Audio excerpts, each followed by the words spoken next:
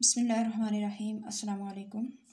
یہ YouTube channel بزم فاطمہ مال قرآن ہے۔ اس میں ہم قرآن مجید کا لفظی ترجمہ اور مختصر تفسیر پڑھتے ہیں۔ اس کے علاوہ آپ کے پوچھے گئے فقہی سوالات کے جوابات بھی قرآن و سنت کی روشنی میں دیے جاتے ہیں اور مجرب وظائف بھی آپ کو بتائے جاتے ہیں۔ اور ہمارے پاس خواتین اور بچیاں آن لائن قرآن مجید ترجمہ تفسیر کے ساتھ اور ناظرہ تجوید کے ساتھ بھی پڑھ رہی ہیں۔ آپ بھی اگر پڑھنا چاہیں تو کمنٹ میں لکھیے، ہم آپ کو اپنا واٹس ایپ نمبر دیں گے، یا پھر آپ زوم، میسنجر اور اسکائپ وغیرہ پر بھی پڑھ سکتے ہیں۔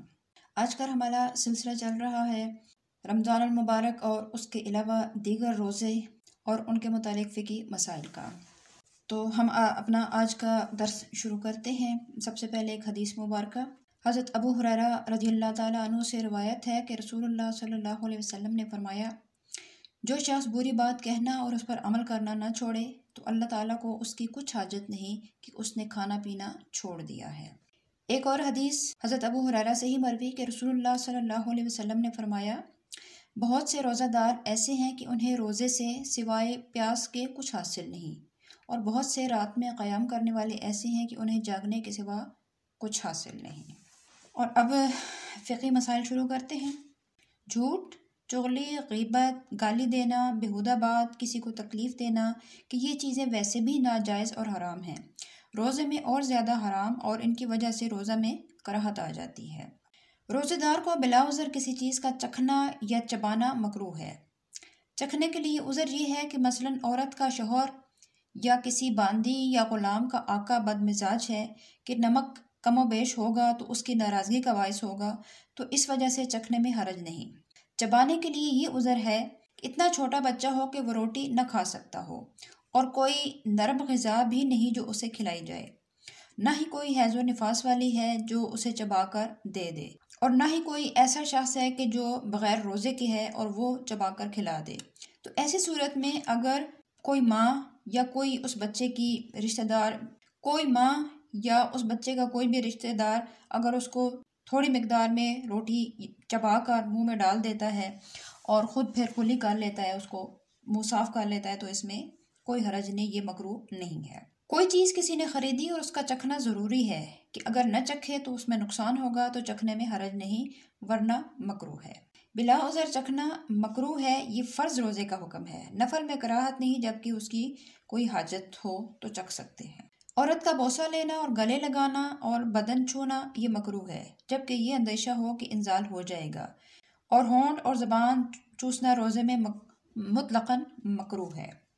گلاب یا مشک وغیرہ سونگھنا، داڑھی مونچھ میں تیل لگانا اور سرما لگانا مکروہ نہیں، مگر جبکہ زینت کے لیے سرما لگایا یا اس لیے تیل لگایا کہ داڑھی بڑھ جائے، حالانکہ ایک مشت داڑھی پہلے سے ہی ہے، تو یہ دونوں باتیں بغیر روزہ کے بھی مکروہ ہیں اور روزہ میں بدرجہ اولا مکروہ ہیں۔ روزہ میں مسواک کرنا مکروہ نہیں، بلکہ جیسے اور دنوں میں سنت ہے، روزہ میں بھی مسنون ہے۔ مسواک خشک ہو یا تر، اگرچہ پانی سے ہی تر کیا ہو، زوال سے پہلے کرے یا زوال کے بعد، کسی صورت میں کسی وقت بھی مکروہ نہیں ہے۔ روزہ دار کے لیے کلی کرنے اور ناک میں پانی چڑھانے میں مبالغہ کرنا مکروہ ہے۔ کلی میں مبالغہ کرنے کا معنی یہ ہے کہ منہ بھر کر پانی لے لے، اور وضو اور غسل کے علاوہ ٹھنڈ پہنچانے کی غرض سے کلی کرنا یا ناک میں پانی چڑھانا یا ٹھنڈ کے لیے نہانا، بلکہ بدن پر بھیگا کپڑا لپیٹنا بھی مکروہ نہیں ہے۔ لیکن اگر کوئی شخص پریشانی ظاہر کرنے کے لیے بھیگا کپڑا لپیٹتا ہے تو یہ مکروہ ہے، کہ عبادت میں دل تنگی کا اظہار کرنا یہ اچھی بات نہیں ہے۔ اور روزے دار کو استنجے میں مبالغہ کرنا بھی مکروہ ہے، یعنی باقی دنوں میں یہ حکم ہے کہ استنجا کرنے میں نیچے کو زور دیا جائے، اور روزے میں یہ مکروہ ہے کہ اس سے پانی اندر جانے کا اندیشہ ہوتا ہے۔ منہ میں تھوک اکٹھا کر کے اس کو نگل جانا یہ بغیر روزے کے بھی ناپسندیدہ ہے اور روزے میں بھی مکروہ ہے۔ اگر کسی شخص کو یہ اندیشہ ہو کہ روزہ رکھے گا تو اتنا کمزور ہو جائے گا کہ کھڑے ہو کر نماز بھی نہیں پڑھ سکے گا، تو اسے حکم ہے کہ روزہ رکھے اور وہ بیٹھ کر نماز پڑھ لے۔ سحری کھانا اور اس میں تاخیر کرنا مستحب ہے، مگر اتنی تاخیر مکروہ ہے کہ صبح ہونے کا شک ہو جائے۔ اسی طرح افطار میں جلدی کرنا مستحب ہے، مگر افطار اس وقت کرے کہ سورج کے غروب کا غالب گمان ہو جائے۔ جب تک گمان غالب نہ ہو افطار نہ کرے، اگرچہ مؤذن نے اذان بھی کہہ دی ہو۔ اور ابر کے دنوں میں جب مطلع صاف نہ ہو تو افطار میں جلدی نہیں کرنی چاہیے۔ سحری کے وقت میں مرغ کی اذان کا کوئی اعتبار نہیں، کیونکہ اکثر دیکھا جاتا ہے کہ صبح سے بہت پہلے ہی مرغ اذان دینا شروع کر دیتے ہیں، بلکہ جاڑے کے دنوں میں تو بعض مرغ 2 بجے سے ہی اذان کہنا شروع کر دیتے ہیں، حالانکہ اس وقت صبح ہونے میں بہت وقت باقی رہتا ہے۔ یوں ہی وہ بول چال سن کر اور روشنی دیکھ کر بھی بولنے لگتے ہیں۔ آج کے لیے اتنا ہی۔ ابھی ہمارا یہ سلسلہ جاری ہے روزوں اور روزوں کے متعلق فقہی مسائل کا، تو انشاءاللہ ہم اپنی ویڈیو میں مزید فقہی مسائل لے کر آپ کی خدمت میں حاضر ہوں گے۔ تب تک کے لیے اجازت۔ السلام علیکم ورحمۃ اللہ وبرکاتہ۔